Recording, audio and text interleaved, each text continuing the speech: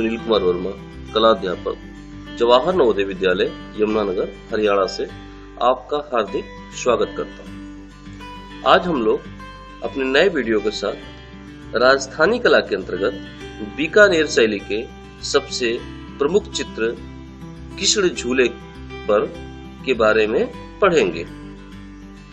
बीकानेर शैली का संक्षिप्त विवरण को देखेंगे। बीकानेर शैली का प्रारंभ 16वीं शताब्दी उत्तरार्ध से माना जाता है। बीकानेर शैली का स्वर्णकाल महाराजा अनूप सिंह के समय 1659 से 98 ईस्वी से प्रारंभ होता है।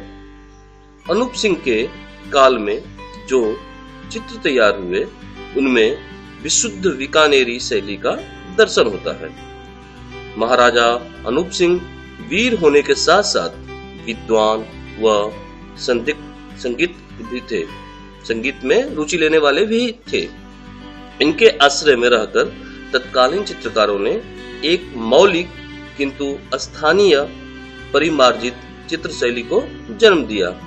वे चित्रकार मुगल शैली में पारंगत थे, परंतु बीकानेर आकर उन्होंने अनूप सिंह की रुचि के अनुसार हिंदू कथाओं, संस्कृत, हिंदी, राजस्थानी काव्यों को आधार बनाकर सैकड़ों चित्र बनाए, जो राजपूती सभ्यता और संस्कृति से मिश्रित होकर बीकानेर शैली के उत्कृष्ट चित्र कहलाए।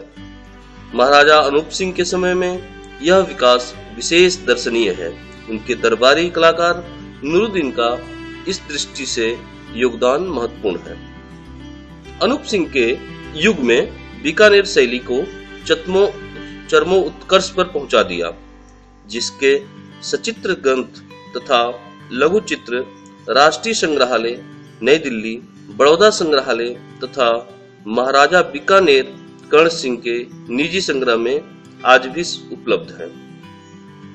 बीकानेर चित्र शैली का मुख्य विषय वस्तु भागवत पुराण, रसिक प्रिया, 12 मासा, रामायण, दरबार, आखेट, श्रृंगारिक विषय एवं व्यक्ति चित्रण रहा है।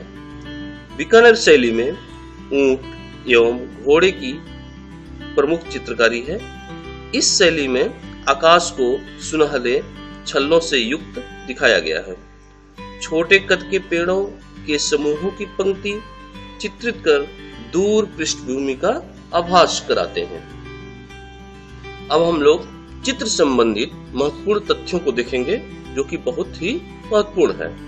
चित्र का नाम कृष्ण झूले पर, चित्रकार नूरुद्दीन, माध्यम पृष्ठ पर जलीय रंग यानी वाटर कलर, काल 1683 ईस्वी, शैली बीकानेर शैली, संग्रह राष्ट्रीय संग्रहालय नई दिल्ली। विषय वस्तु को देखेंगे। यह चित्र रसिक प्रिया की कविताओं पर आधारित है। इस चित्र में झूले पर तथा राधा को छज्जे में लाल दरी पर बैठे हुए दिखाया गया है। इस चित्र की व्याख्या को देखेंगे। तीरों के निशान से बने हुए मुख्य तथ्य को भी हम लोग ध्यान से देखेंगे। इस कलाकृति के दो भाग हैं। ऊपरी भाग में कृष्ण एक झूले पर बैठे हुए राधा को देख रहे हैं। दूसरी ओर तकिए का सहारा लिए हुए राधा बैठी हुई है। कृष्ण ने अलंकृत मुकुट पहना हुआ है। ऊपरी भाग अर्धनग्न है। उनके गले में सफेद फूलों का हार है।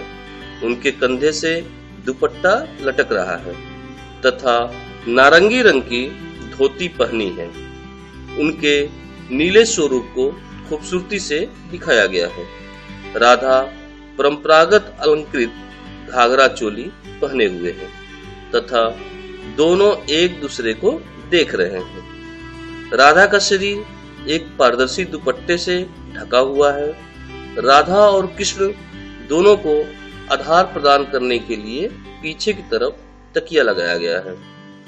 चित्र के निचले भाग में राधा और कृष्ण अलग अलग जगहों पर दिखाया गया है तथा एक परिचारिका भी दिखाई गई है।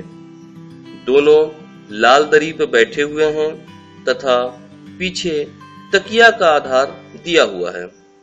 चित्रों में पीले रंग की अधिकता दिखाई गई है तथा आकृतियों में गहनों से सुसज्जित बनाया गया है। चित्र के पीछे एक टीला दिखाया गया है जो राजस्थानी शैली पर आधारित है। ऐसा प्रतीत होता है कि राधा कृष्ण से किसी बात पर नाराज है तथा परिचारिका उन दोनों के बीच समझौता कराने की कोशिश कर रही है। यह राजपूत शैली की उत्कृष्ट कलाकृति है जो एक लोक कला पर आधारित है। इस चित्र से संबंधित कुछ गृह कार्य भी आपको दिए जा रहे हैं जो कि समय पर पूरा करेंगे। प्रश्न पहला, दीर्घ उत्तरीय प्रश्न। इस पेंटिंग को ध्यान से देखकर इसकी पूर्ण व्याख्या अपने नोटबुक में लिखेंगे। प्रश्न दूसरा, इस चित्र का नाम क्या है? प्रश्न तीसरा, प्रदर्शित चित्र का चित्रकार कौन है? प्रश्न चौथा, इस चित्र का समय काल बताएं। प्रश्न पांचवा, यह चित्र किस शैली में बना है? प्रश्न छठा, वर्तमान में यह चित्र कहां पर संग्रहित है? प्रश्न सातवां, यह चित्र किस माध्यम में बना हुआ है? इस वीडियो को देखने के लिए आपका बहुत बहुत धन्यवाद।